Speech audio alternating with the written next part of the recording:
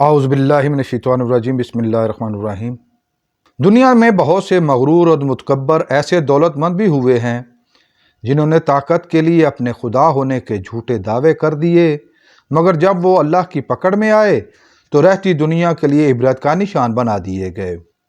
मैं साजिद भट्टी और आप देख रहे हैं हमारी सीरीज़ दास्तान, और आज हम आपके लिए लेकर आ रहे हैं खुदाई का झूठा दावा करने वाले और दुनिया में अल्लाह के मुकाबले में नाउज़ुबिल्लाह जन्नत बनाने वाले एक मुतकब्बर हुक्मरान शद्दाद की जन्नत के बारे में एक इंतहाई मालूमाती और इबरत अंगेज़ वीडियो। इस वीडियो में हम जानेंगे कि शद्दाद कौन था, शद्दाद ने खुदाई का झूठा दावा क्यों किया, शद्दाद की जन्नत की हकीकत क्या है, इस जन्नत की तफसीलात क्या हैं और अपनी बनाई हुई जन्नत में दाखिल होने से पहले शद्दाद के साथ क्या वाक़या पेश आया। अगर ये वीडियो आपको पसंद आ रही है तो इसको लाइक कीजिए, शेयर कीजिए और मज़ीद मालूमाती वीडियोस हासिल करने के लिए चैनल को सब्सक्राइब कर लीजिए और बेल आइकन को दबाइए। नाज़रीन, आज से 8,500 साल कबल अरब की सरजमीन पर कौम आद में एक बादशाह शद्दाद हो गुजरा। उस ज़माने में अल्लाह रब्बुल इज़्ज़त ने हज़रत हूद अलैहिस्सलाम को भटकी हुई इंसानियत की रहनुमाई के लिए अपना नबी बनाकर मबूस फरमाया। तारीख़ में 2 आद का जिक्र मिलता है, इनमें से कदीम को आदे इरम के नाम से पुकारा जाता है। हज़रत हूद अलैहिस्सलाम की दावत पर बहुत कम लोगों ने राह हिदायत को इख्तियार किया, जबकि एक बड़ी तादाद ने सरकशी और बगावत को अपनी तबाही का ज़रिया बनाया। उनमें से एक शद्दाद भी शामिल था। शद्दाद का शजरा नसब हज़रत नूह अलैहिस्सलाम से मिलता था। इसका शजरा नसब कुछ यूँ था: शद्दाद बिन आद बिन औस बिन इरम बिन साम बिन हज़रत नूह अलैहिस्सलाम। अपने परदादा इरम के नाम पर इसने शहर इरम या बाग इरम बनाया। आद के 2 बेटे थे, एक शदीद जो कि बड़ा था और दूसरा शद्दाद जो कि छोटा था।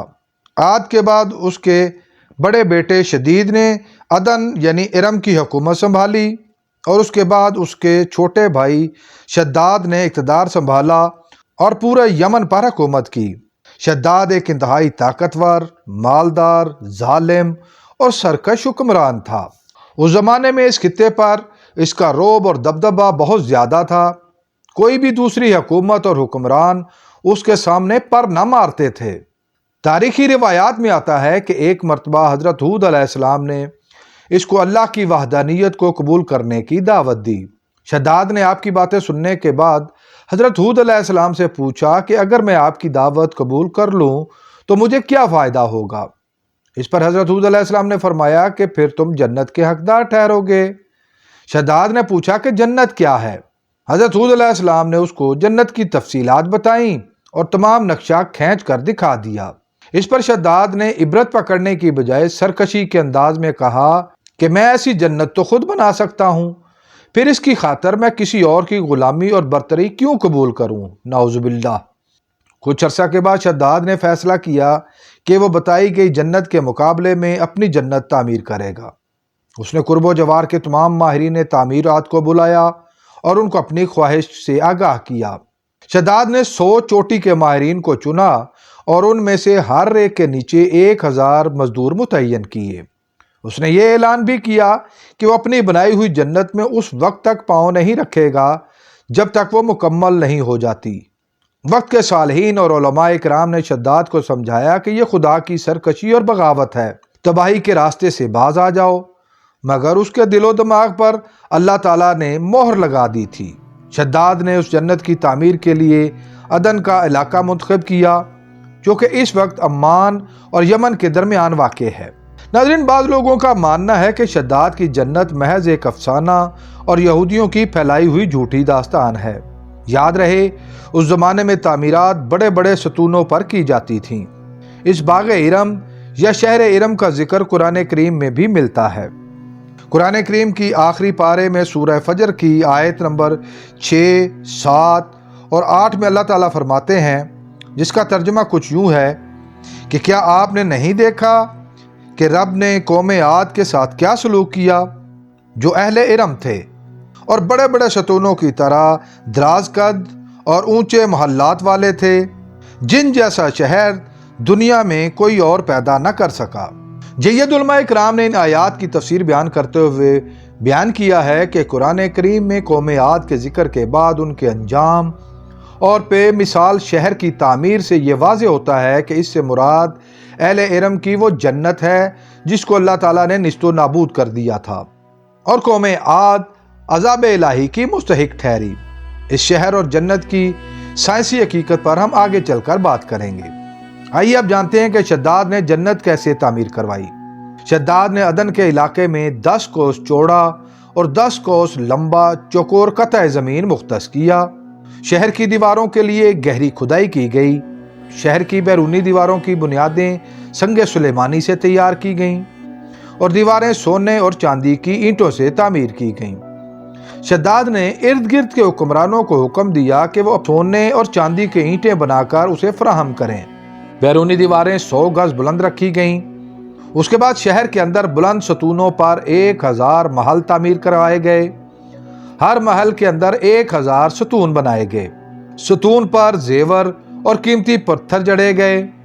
फिर शहर के दरमियान एक नहर बनाई गई जिसमें से छोटी नहरें निकाली गईं। इन नहरों में किसी में मीठा पानी, किसी में शरबत, किसी में दूध, किसी में शराब और किसी में शहद भर दिया गया। इन नहरों की दीवारों और फर्श में याकूत, जमुर्रद, मरजान और नीलम के पत्थर लगाए गए। हर महल के दरमियान तालाब और फवारे तामीर करवाए गए। नहरों के किनारे फलदार दरख्त लगाए गए। उनमें से अक्सर मसनूई दरख्त थे जिनकी जड़ें सोने की, जबकि शाखें और पत्ते जमुर्द के बनाए गए और उनके फल मोतियों और याकूत से बनाए गए। ताज़ा और हर तरह के फलों और मेवा जात की फराहमी का भरपूर इंतज़ाम किया गया। शहर की दीवारों को मुश्के ज़फ़रान और अंबर व गुलाब से खुशबूदार बनाया गया। शहर में हूरों के मुतबादल के तौर पर नौजवान और खूबसूरत लड़कियां लाई गईं। तारीख में इस शहर की तकमील के बारे में रिवायत है कि इसकी तामीर 300 साल में मुकम्मल हुई, जबकि शद्दाद की उम्र 900 साल बयान की जाती है। जबकि एक और रवायत में 12 साल में इस जन्नत की तामीर की तकमील का हवाला भी मिलता है। जब यह जन्नत तामीर हो गई तो शद्दाद को इतला दी गई। शद्दाद ने इलाके के रऊसा और उमरा को जमा किया। रास्तों में रेशमी कालीन बिछाए गए। शद्दाद तमाम लाओ लश्कर लेकर अपनी बनाई हुई जन्नत की तरफ रवाना हुआ। जब शद्दाद जन्नत के दरवाजे पर पहुंचा तो उसने घोड़े से उतरते हुए अभी एक पांव घोड़े की रकाब में जबकि दूसरा उसकी बनाई हुई जन्नत की दहलीज पर था कि उसको एक अजनबी शख्स नजर आया। शद्दाद ने उस अजनबी से पूछा कि तुम कौन हो? उस शख्स ने जवाब दिया कि मैं मलकुल मौत हूं। शद्दाद ने पूछा कि तुम यहां क्या कर रहे हो? मलकुल मौत ने जवाब दिया कि मैं तुम्हारी जान कब्ज करने आया हूं। शद्दाद ने हसरत से कहा कि मुझे अपनी जन्नत को अंदर से देखने की मोहलत दे दो। इस पर मलकुल मौत ने जवाब दिया कि मुझे इसका हुक्म नहीं, लिहाजा मोहलत नहीं दी जा सकती। उसके बाद इंतहाई मायूसी के आलम में शद्दाद ने कहा कि चलो मुझे घोड़े से नीचे उतरने की मोहलत दे दो। इस पर मलकुल मौत ने जवाब दिया कि मुझे इसकी भी इजाजत नहीं। फिर मौत के फरिश्ते ने शद्दाद की जान कब्ज कर ली और वो लाश बनकर जमीन पर आ गिरा। उसके बाद हजरत इब्राहीम अलैहिस्सलाम ने एक दर्दनाक चीख मारी और शद्दाद का तमाम लश्कर मारा गया। इसके साथ ही शद्दाद की जन्नत जमीन बोस हो गई और तमाम इमारत जमीन के अंदर धंस गई और फिर कई हजार साल तक उसकी बनाई हुई इस जन्नत का नामो निशान जमीन पर दिखाई न दिया। कोई सरकश खुदा की सरकशी तो कर सकता है, मगर जब खुदा की ज़ात उसको ढील देती है तो वो मज़ीद सरकश हो जाता है और फिर जब अल्लाह की गिरफ्त और पकड़ आती है तो इंसान अपनी बनाई हुई जन्नत में दाखिल होना तो दूर की बात, घोड़े से भी नीचे उतर नहीं सकता। सन 1843 में एक जर्मन फौजी ने यमन के इलाके में वो जगह दरियाफ्त की जो कि आजकल शहर ओबार के नाम से जानी जाती है। यानी शाहिदीन के मुताबिक रेगिस्तान में रेत के नीचे एक चट्टान की डहलवान के नीचे सीढ़ियां मौजूद हैं। वहां से जब नीचे जाएं तो उसके नीचे कमरों के निशानात भी मौजूद हैं। इन कमरों के नीचे गंधक और पानी की मौजूदगी के आसार भी मिले हैं। माहिरीन आसार कदीमा ने اس سے آگے کھدائی نہیں کی اور اس بات کی تصدیق کی ہے کہ اس کے نیچے شداد کا بنایا ہوا وہ شہر ارم یا جنت موجود ہے۔